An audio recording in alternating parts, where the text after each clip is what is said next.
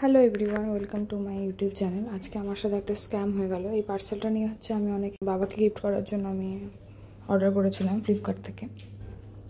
তো আজকে এই পার্সেলটা আসলো, যে আমি আনবক্সিং করছি। তো এটা ছিল বা একটা জুতো, ক্রক্সের মতনই। হ্যাঁ, ক্রক্স। বাটার থেকে অর্ডার করেছিলাম, বাটার দেখে আমি অর্ডার করেছিলাম। সেখানে এই যে ওপেন করার পরে দেখি এরকম একটা ছেঁড়া কাগজ বেরোচ্ছে। ঠিক আছে, ভালো কথা।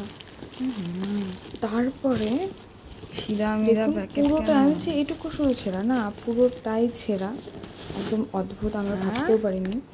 তার থেকেও বড় ব্যাপারটা এই যে বেরোলো, দেখলাম পুরো ছেঁড়া প্যাকেট প্লাস্টিকের মধ্যে ঢুকিয়ে পরা জুতা দিয়ে দিয়েছে পার্সেলটা করেছে। মানে এটা একদমই এক্সপেক্টেড ছিল না ফ্রম বাটা।